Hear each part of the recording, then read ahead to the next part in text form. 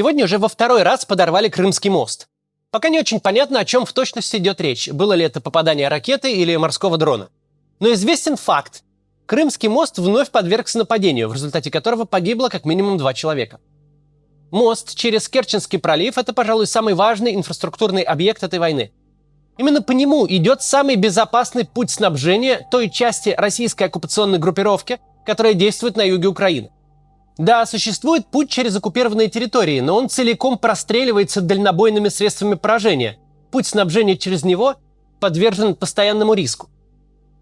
Крымский мост недосягаем для химарсов. Он находится на пределе дальности ракет Storm Shadow. Это единственный относительно безопасный путь. Если получится вывести мост из эксплуатации, то вся группировка России на юге столкнется с тяжелейшим дефицитом снабжения. Любые поставки по земле будут под риском уничтожения. Крымский мост, с этой точки зрения, цель, во-первых, в военном смысле легитимная, во-вторых, опять же, в военном смысле оправданная.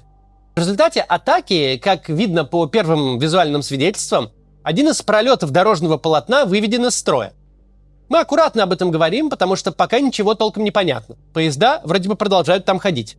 Российские власти в припадке безумия предложили объезжать Крымский мост по оккупированной территории Украины, как раз по тем местам, куда что угодно и когда угодно прилететь может. В очередной раз показав степень отбитости и безответственности. Мало того, что гражданский трафик, в том числе и отдыхающих туристов, продолжает беспрепятственно передвигаться по одной из главных военных целей, так еще и цель эту после атаки предлагается огибать по территории максимально близкой к зоне активных боев. Мы вообще-то собирались сегодня о другом поговорить. По следам очень странной истории с покушением на Маргариту Симонян и якобы Ксению Собчак, мы поговорим о том, как спецслужбы в России умудряются, с одной стороны, проваливаться и выставлять себя на посмешище, а с другой столь же яростно имитировать активную деятельность. Осенняя диверсия на Крымском мосту – это памятник тому, как спецслужбы, захватившие в России всю полноту власти, оказались самым провальным в ней институтом. Российские спецслужбы в ходе этой войны показали себя как никто. Никакой другой институт российского государства настолько не демонстрировал собственную недееспособность. Да, мы все понимаем о российской армии, но армия эта худо-бедно, но как-то воюет. С Киевом, конечно, не вышло. Планы на Одессу обломились, Харьковскую область сдали, из Херсона убежали. Но, тем не менее, война до границ 91 года пока не дошла. Спецслужба – дело иное. Просто перечислим по пунктам задачи спецслужб. Они плюс-минус одинаковы во всем мире, и их формулировки в российских законах не сильно отличаются от законов других стран. Первая задача спецслужб – это разведка. Ну и как они с ней справились? Они умудрились совершенно провалиться в анализе самой близкой к России страны. Украина – это ж не Япония, где совершенно другие язык, история и политическая культура, которая может быть не очевидна тому, кто на изучение этой страны всю жизнь не положил.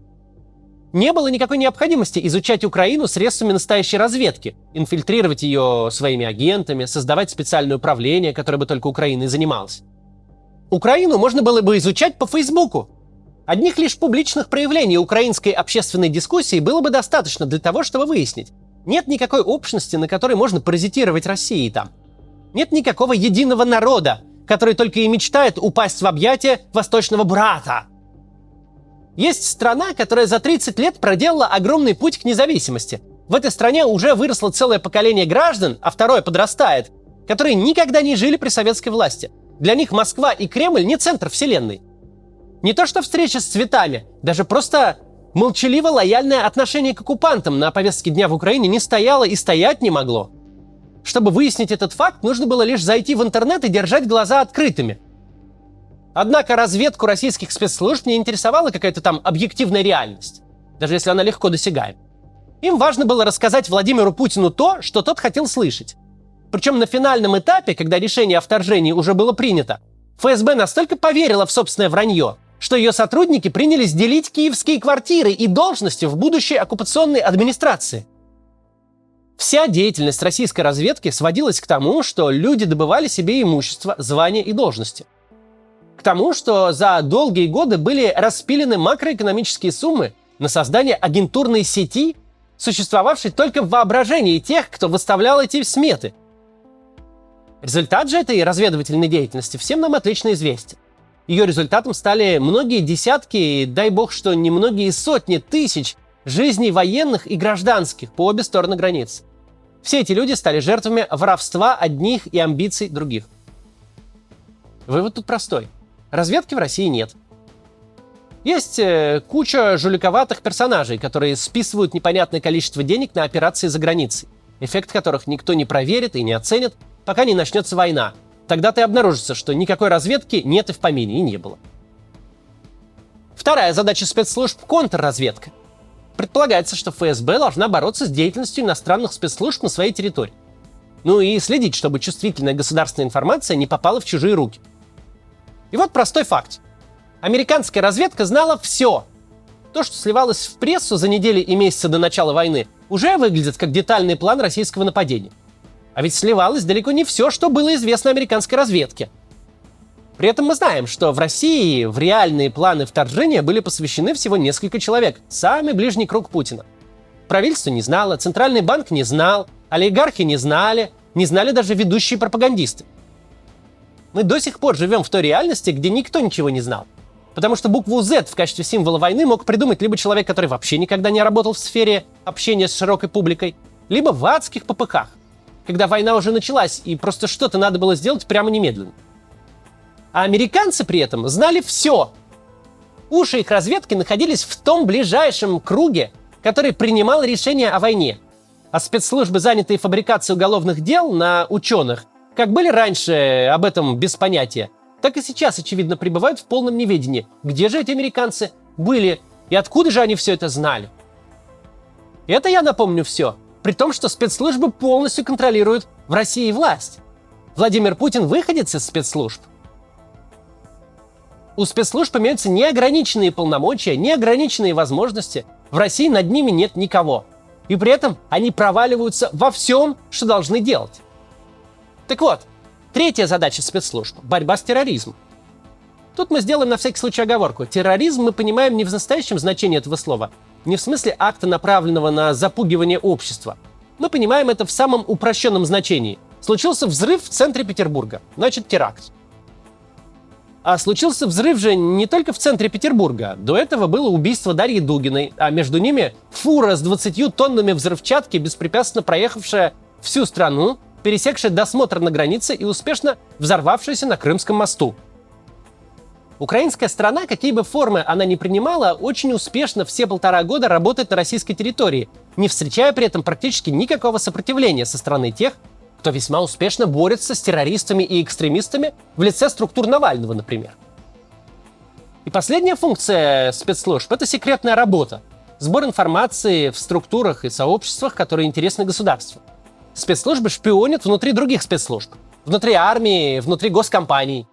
Их задача в том, чтобы всякие разные вооруженные люди и люди с другим ресурсом, например, с большим финансовым, не вышли из-под контроля и не вздумали перехватить власть. Ну и как они справились с этой задачей? Это можно спросить у Евгения Пригожина, чья ЧВК была просто наводнена всякими прикомандированными сотрудниками, которые умудрились прохлопать ушами вооруженный мятеж. В каждой своей задаче российские спецслужбы умудрились не просто провалиться, а провалиться с треском, унизительнее некуда. Ни в одном из перечисленных мною случаев им невозможно найти никакого оправдания.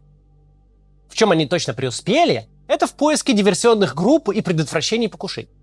На кого только не планировались покушения. Владимир Соловьев, Ольга Скобеева, ее муж Евгений Попов, Дмитрий Киселев. Всякий раз их планировали максимально потешные группы молодых людей, чьи конспиративные квартиры были набиты свастиками, украинскими флагами, поддельными паспортами. Для полноты картины им не хватало только большой неоновой вывески «Украинское подполье, посторонним вход воспрещен». И вот молодые люди, буквально 18 лет от роду, сидят в судебной клетке со следами пыток на лице и запястьях, которые даже никто не потрудился скрыть. Самое интересное в этой истории, откуда в пресс-релизе ФСБ возникла фамилия Ксении Собчак. Но понятное дело, когда тебе нечем хвастаться в реальном мире, ты начинаешь хвалиться решением тех проблем, которые сам для себя придумал. Если предотвращать настоящие теракты, диверсии и покушения получается не очень хорошо, а их организаторы и исполнители успешно уходят от ответственности, то тебе для красивой отчетности нужно организовать свое покушение, которое ты потом без проблем и раскроешь. Как организуешь уже детали? Возможно, просто выдумаешь его и назначишь подозреваемыми первых же ребят, которые раньше числились как экстремисты из твоей базы подучетного контингента. А возможно, через провокаторов подтолкнешь людей на реальную попытку. Главное, что все дело от начала до конца будет под твоим контролем. Собчак же получилось интереснее. Собчак — это похоже на куда более хитрый почерк спецслужб. На провокацию внутри провокации. То есть ты здесь не просто обеспечиваешь себе отчетность, не просто разыгрываешь покушение, но еще и знатно дискредитируешь публичного спикера, который не вполне подконтролен. Ни один здоровый человек не хочет, чтобы его фамилия по какому бы то ни было поводу шла через запятую Симоньян, даже если это список победителей лотереи. Любого независимого и адекватного спикера это характеризует лишь одним образом. Он не независимый и неадекватный, он часть системы. В отличие от обычного компромата, от такого очень сложно отбиться, потому что невозможно добыть доказательства, что никто на тебя не собирался покушаться. Это не тайные счета и не тайные любовники. Это факт твоей жизни, который не просто полностью вымышлен, но который при этом сложно или невозможно опровергнуть. Недоброжелатели и при Путине, и после Путина будут тебе припоминать, что ты такая же, как Симоньян. Типа, вот смотри, даже вон покушения предотвращали против вас обеих. О чем это нам говорит? О том, что российские спецслужбы не умеют выполнять свои базовые функции. Зато они безупречно умеют выполнять то, что делегирует им политическое руководство. Провоцировать, обманывать, разрушать репутации, сталкивать людей между собой и дискредитировать их, и ставить людей в положение, из которого у них не будет хорошего выхода. Отдельно здесь интересно, что считается в России компроматом. Компромат — это близость к власти. Причем похоже, что все это понимают. Власть и ее присные создали себе такой образ и такую репутацию, что не нужно даже выдумывать человеку никаких грехов. Достаточно сказать: он один из нас. Ведь все, и они сами, понимают, что мы тут синоним говна куски. Но понятное дело, когда речь идет о человеке уровня Собчак, это уж слишком дешевая провокация и слишком на коленке сделанная. Это провокация, которая полностью растворится через неделю. Это провокация такая же, как любая другая деятельность спецслужб, от разведки до борьбы с терактами. Бессмысленная, лживая, а главное безрезультативная. Которая, очевидно, понравится кому-то из начальства, но на общество эффекта не возымеет. Вот такой сегодня у нас разговор про спецслужбы.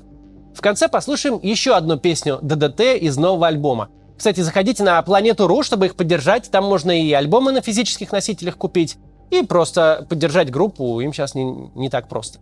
Посмотрите клип, мы его сделали сами. Музыка Юрия Шевчука и Дмитрия Емельянова. Моя надежда умерла, чтоб не сойти с ума от боли. Тушило сердце в корвалоле, в тисках его холодной воли ни на кого не донесла. Засунув голову в плиту,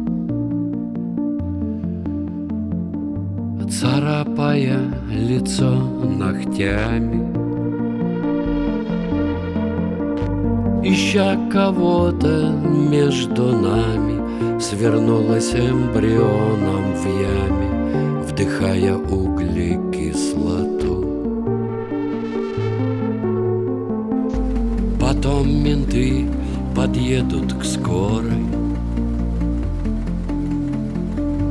тебя в пакете отнесут,